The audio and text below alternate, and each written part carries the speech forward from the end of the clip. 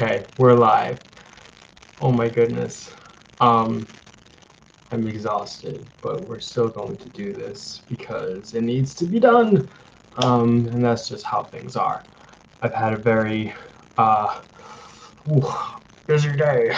Busy day. Meetings, presentations, all of the above, tweets, the gym.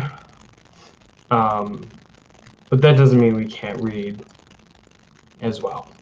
So that's what we're gonna do. Trying to think if I have anything to say. Aside from that, I don't think so, other than like, if you're listening to this and you're in Las Vegas this weekend, we have um, a film screening of Gaza Fights for Freedom at the local library. Check out the Violence for Palestinian Human Rights on social medias. We're on Instagram, Twitter, and Facebook. So definitely go do that if you're in town. And if you're not, watch the movie or watch the documentary. It's free on YouTube from the Empire Files. Which, yeah, you can just YouTube that, you know? So I'm not gonna, well, no, I don't think I have anything else to say. I mean, Viva Cuba, there's that. Definitely that. I mean, this what they're doing in you know what they're doing is absolutely insane. You know, it's hilarious because we see all these like big mainstream media outlets like taking all these like anti or these like pro-government, like totally pro-communist protests, and then trying to paint them as anti-government. But like if you actually know what you're talking about, you can see that they're very obviously pro-government by the flags that they're flying. So um, you know, all that is happening as we speak. And you know, part of me thinks they're doing this now to take away from you know, what they did in Haiti. Part of me thinks they're doing it to take away from what's happening in Palestine. And you know, I think they were planning for something for Venezuela for a while now too. If you were paying a lot of attention, you probably noticed that uh, basically like these Colombian paramilitary gangs had taken over like some areas of Caracas, and they're gone now because the Chavista movement is like way stronger than any one person. So yeah. Anyways, yeah, they're trying to coup everyone. Stuff is going on everywhere. The geopolitical situation is escalating quickly. Um, and multiple is escalating quickly. It's kind of crazy. We're lucky to be alive right now. It's very interesting times to be living in. Um, but I guess that's basically all I have to say. Things are only gonna get more interesting on the geopolitical stage. So hopefully hopefully it all heads in the right direction.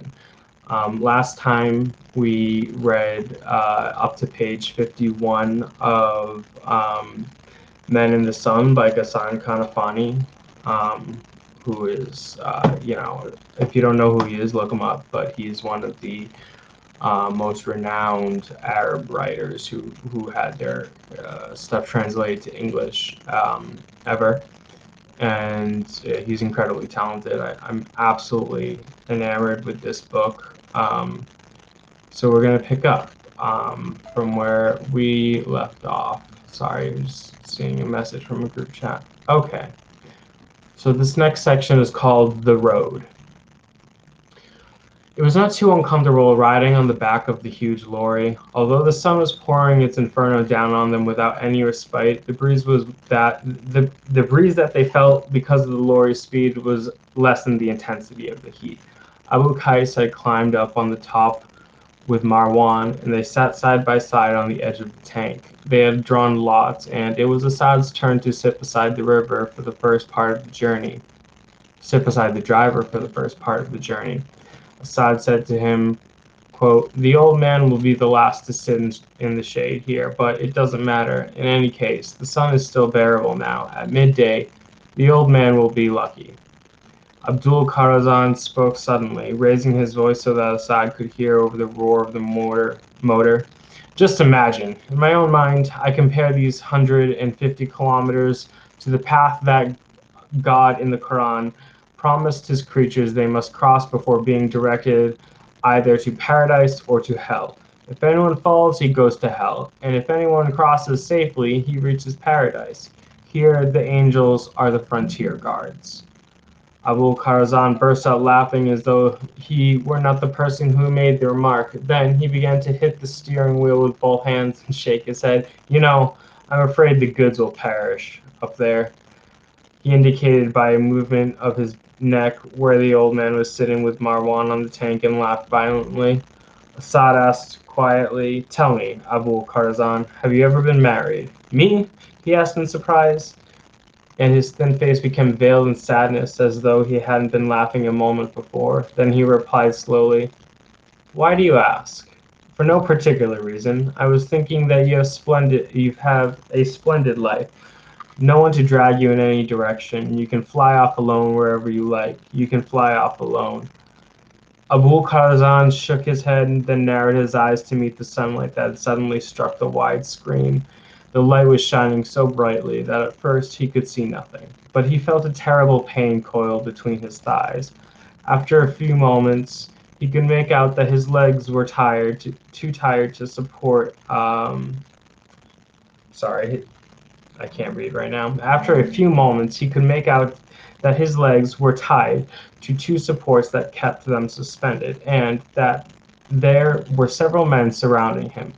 He closed his eyes for a moment and then opened them as wide as he could. The circular light above his head hid the ceiling from him and blinded him.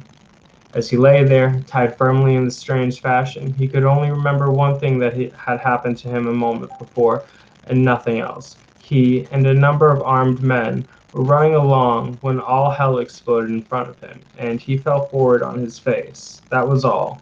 And now, the terrible pain was still plunging between his thighs, and the huge round light was hanging over his eyes, and he was trying to see things and people, narrowing his eyes as much as he could.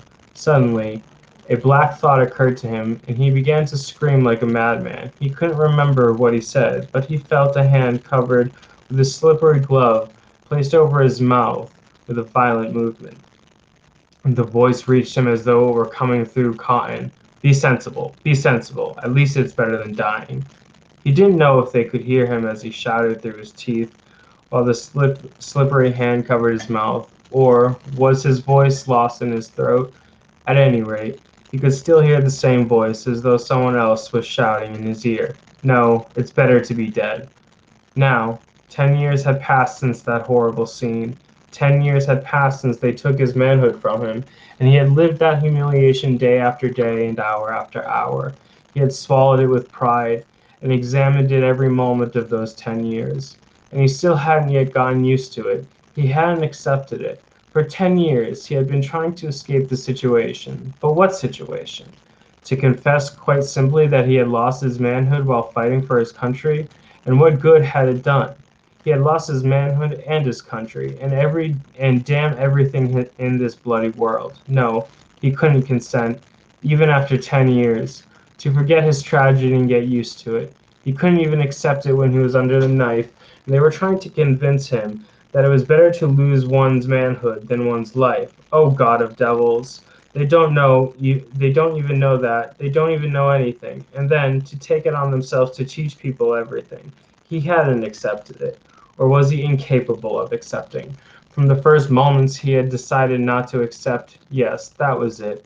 Moreover, He couldn't entirely picture what had happened, and so he had fled from the hospital instinctively and blindly before he had completely recovered. It was as though his flight could bring things back to normal again. He needed a long time merely to accustom himself just to being alive. But what had he succeeded? No, not yet. But had he succeeded? No, not yet. Each time he had asked casually, "Why haven't you gotten married?" The same feeling of pain plunging between his thighs came back to him, as though he were still lying under the bright round light with his legs suspended in the air. The light blazed so piercingly that his eyes began to water. As Assad stretched out his hand at that moment and brought down the long sun shield to shade Abu Karazan's face. Yes, that's better. Thanks. Do you know Abu Qais is a lucky man? Assad realized that Abu Karazan wanted to change the subject of marriage, which his question had raised. So he simply responded, "Why?"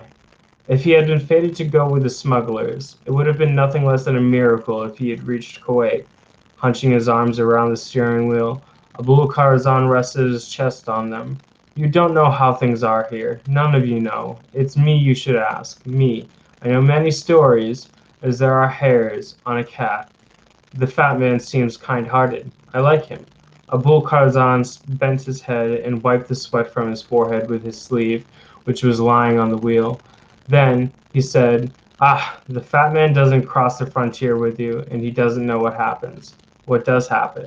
I have a cousin called Hussein who was smuggled across the border once after more than 7 hours walking. Darkness fell. Then the smuggler pointed to a cluster of far-off lights, saying, 'There's Kuwait. You'll reach it when you've walked for a half an hour.' Do you know what happened? That wasn't Kuwait. It was a remote Iraqi village. I can tell you thousands of stories like that. Stories of men who became like dogs as they looked for one drop of water to moisten their cracked tongues with. What do you think happened when they saw a Bedouin encampment? They bought a mouthful of water in exchange for all the money or wedding rings or watches they owned. People say Hatim was a Bedouin, but I think that's a complete lie. That time has passed. Abu Sa'ad, it has passed. But you don't realize it.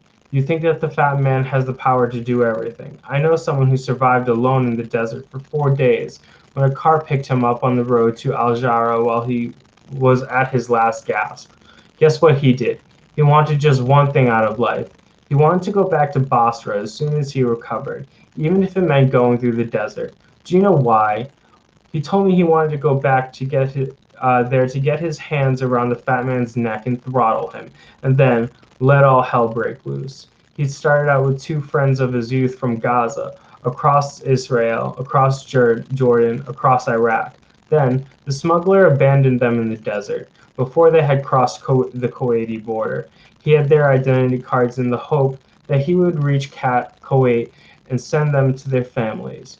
He didn't want anyone to give him advice. He said he didn't want to forget or forgive. After less than a month had passed, he retraced his steps to Iraq, but he was arrested, and now he is spending his second year in a miserable prison.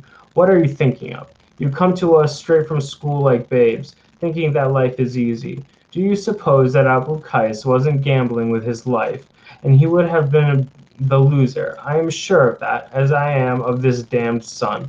Tomorrow, when you get to Kuwait, you'll speak well of me and say Abul Kharazan was telling the truth, and you'll thank God 1,000 times because I rescued you from the claws of the fat man. Have you ever in your life seen a skeleton lying on the sand? What did you say? I asked you, have you ever in your life seen a skeleton lying on the sand? No. Abul Kharazan gave a sharp turn to the steering wheel to avoid a wide rut in the sand, and then the lorry began to jog and jolt over the road like an extended flight of steps. Assad felt his entrails were almost leaping past his chattering teeth out of his mouth. You would have seen many if you'd gone with the smugglers, and in any case, it won't mean anything. Why? Because you'll be too busy to think about it, or, as Hassanein said, you won't want to think about it. Assad merely smiled stupidly, not knowing what he ought to do. Then, nudging Abul Kharazan in the ribs, he asked, "Then why do you smuggle?" Me? Smuggle? Assad laughed and hit Abu Kharazan's thigh with his hand. Then what do you call this? Shall I tell you the truth? I want more money, much more, and I find it difficult to accumulate money. Honestly, do you see this miserable being which is me? I have some money. In 2 years, I'll leave everything and settle down. I want to relax, to stretch out, to rest in the shade, thinking or not thinking. I don't want to make a single movement. I've had more than enough exhaustion in my life. Yes, indeed, more than enough. Abul Kharazan quickly switched off the motor, opened the door, and jumped down. He started shouting, "Now the serious part is beginning. Come on, I'll open the cover of the tank for you. Ha! The climate will be like the next world inside there." And he climbed lightly up the small iron ladder and set to work on the round cover of the tank. Marwan thought slowly, "He has strong arms." They were dripping with sweat, while his shirt was completely soaked and his face appeared daubed in mud. The cover opened with a sound like an explosion, and Abul Kharazan lifted up the edge of the metal disc till it was vertical over its hinge and inside could be seen, red with rust. Abul Kharazan sat beside the opening with his legs hanging down wide apart and began to mop his sweat with the red handkerchief with which he covered the back of his neck, under the collar of the blue shirt. He was panting.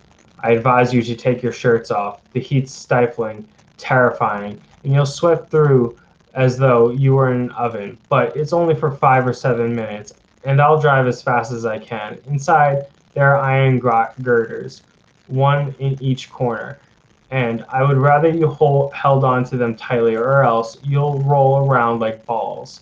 Of course, you must take your shoes off." They all remained standing on the ground, motionless. Abul Kharazan got up and then jumped down, trying to laugh. "One could sleep inside if the weather were a little kinder." Abu Qais looked at Marwan and they both looked at Assad. Under the pressure of those glances, he took a couple of small steps forward and then came back and stood still again, while Abu Kharazan watched him. "I advise you to hurry up a little. We're still in the early morning, but soon the inside of the tank will become a real oven. You can take a water bottle with you, but don't use it when you feel the lorry standing still." Marwan made up his mind and walked quickly up to the iron ladder, but Assad rushed to climb it before him, and then leaned over the uncovered opening. He put his head down into the tank for a few minutes and brought it out again. "This is hell. It's on fire." Abul Kharazan spread out his hand, saying, "I told you that before." Marwan too had climbed up and poked his head through the opening, taking it out again with a look of disgust and fear on his face.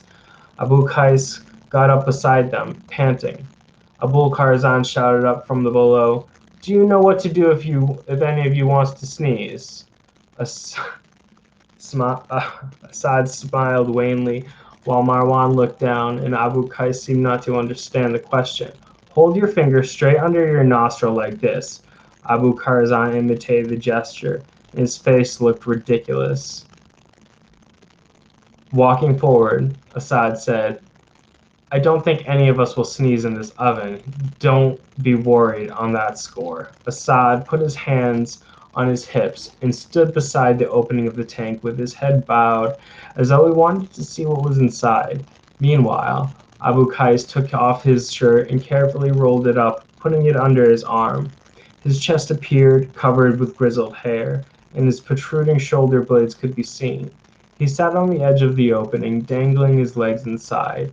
He threw his shirt in first, then slipped down slowly and straight, supporting himself on his arms, which were braced over the edge of the opening, until his feet touched the bottom, and he let his arms go, sliding his body down carefully. His head was swallowed up and his arms disappeared.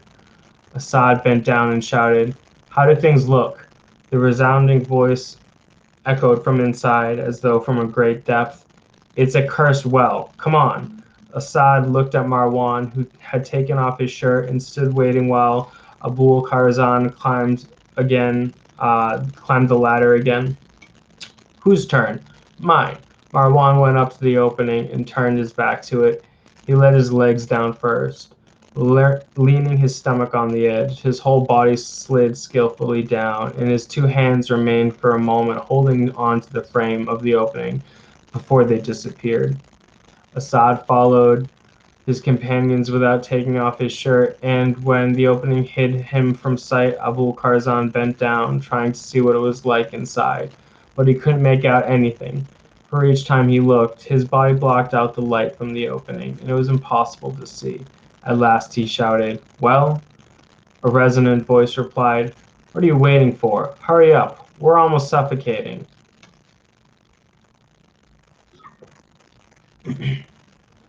Abul Kharazan quickly closed the cover and turned its curved handle twice. He jumped down and rushed to his seat. Before the cab door was shut, the lorry had begun to eat up the road. In those few minutes, there was only one thought in Abul Kharazan's mind. The rutted road, like an extended flight of steps, was shaking and jolting the lorry ceaselessly and mercilessly. This shaking was enough to turn eggs into omelets more quickly than an electric whisk could. It didn't matter as far as Marwan was concerned. He was a boy, and it didn't matter to Assad, who was strongly built. But what about Abu Qais? No doubt his teeth were chattering like those of a man almost freezing to death, with the difference that there was no frost. Abul Kharazan could eliminate some of the shaking if he increased his speed. If he made this infernal tank travel at 120 instead of 90, the speedometer was indicating now. But if he did so, who could guarantee that the lorry wouldn't overturn on a bloody road like this? It didn't matter if the lorry was overturned since it wasn't his, but what if it came to rest on its roof? And who knew if the engine would bear that kind of speed in weather like this, on this sort of terrain? He always put high numbers on the speedometer that it's not wise for a skillful driver to get up to. He didn't slow down when he reached Safwan, nor as he turned into the square, making for the police post on the left. He did he raise his foot a hair's breadth from the accelerator. He swept around, sending up dust in a wide circle, and only lifted his foot when he sharply pressed the brake. In front of the entrance, he shot inside like an arrow. The customs square at Safwan is broad and sandy, with one large, isolated tree in the middle, whose long drooping leaves throw a wide shadow in the square. Around it stand rooms with low wooden doors which are occupied by crowded offices and men who are always busy. As Abul Kharazan's tall figure rushed across the square, he noticed nothing except some women sitting in the shade of the tree wrapped in their veils. One or two children were standing by the water tap, and the watchman was sleeping on his old cane chair. Abul Kharazan's in a hurry today. Yes, Haj Rita's waiting. If I'm late, he'll sack me. Haj Rita won't sack you. Don't worry, he won't find another young man like you. Ah, the world's as full of young men as it is of mushrooms. If he made one gesture, they would all be all over him like flies. What have you got with you? Arms, tanks, armored cars, and 6 planes and 2 guns. The man broke into a hearty laugh. Abul Kharazan lightly slid the papers away from his under his hand and darted outside. Entering another room, he said to himself, "The most difficult part's over." After a minute, he came out of the other room, and in less than the twinkling of an eye, he was switching on the engine, rending the silence that had settled over Safwan, and setting off again. While the lorry sped away like an arrow, leaving the trail of dust behind it, Abul Kharazan steamed with sweat, which traced a network of channels over his face. Meeting at his chin, the sun blazed brightly and the wind was hot, and carried a fine dust like flour. Never in my life have I seen such awful weather. He undid the buttons of his shirt, and his fingers touched the thick hair on his chest, which was soaked. The road had flattened out, and the lorry no longer jolted as before, so he accelerated. The speedometer leapt forward like a white dog tied to a tent peg. He peered forward, and his eyes drowned in sweat, and made out the edge of the little hill. Behind the hill, Safwar would be hidden, and it was there that he must stop. He pressed harder on the accelerator so that the lorry would climb the hill without slowing down. He felt his leg muscles were knotted into a ball and about to tear. The ground sped past, and the lorry roared. The glass blazed, and the sweat burned his eyes. But The top of the hill still seemed as far away as eternity. O almighty, omnipotent God, how could the top of a hill arouse all these feelings, which surged through his veins and poured their fire into his dust-stained skin as salt sweat? O almighty God, who have you never been with me? Who have never looked in my direction? Whom have I never believed in? Could you possibly be here this time, just this time? He blinked several times to clear the sweat from his eyelids, and when he opened his eyes, the hilltop stood in front of him. He climbed to the top, stopped the engine, and let the lorry roll along a little before he stopped it and jumped out from the door to the back of the tank. Marwan emerged first. He raised his arms, and Abu Karzan roughly pulled him out and left him lying on top of the tank. Abu Qais pushed his head out and tried to climb up, but it was beyond him, so he got his arms out and let Abu Karzan help him. Assad was able to climb through the opening. He had taken his shirt off. Abu Karzan sat on top of the hot tank. He was panting, and he seemed to have aged. In the meantime, Abu Qais had slipped slowly down over the wheels and lay in the shadow of the lorry, face down. Assad stood for a moment, breathing deeply. He seemed to want to say something, but couldn't. He panted, "Oh, it's so cold here." His face had become red and damp. His trousers were soaked with sweat, and his chest, which had marks left by rust, looked as though it were spattered with blood. Marwan got up and came down the iron ladder, exhausted. His eyes were reddened, and his chest was dyed with rust. When he reached the ground, he rested his head on Abu Qais's thigh, slowly stretching out his body beside the wheel. Assad followed him a moment later, and then Abu Karzan. They sat resting their heads on their knees, their legs bent. Abu Karzan spoke after a while. "Was it terrible?" No one answered him. His gaze wandered off their faces, which seemed to him yellow and mummified. If Marwan's chest had not been rising and falling and Abu Qais's breath an audible whistle, he would have thought they were dead.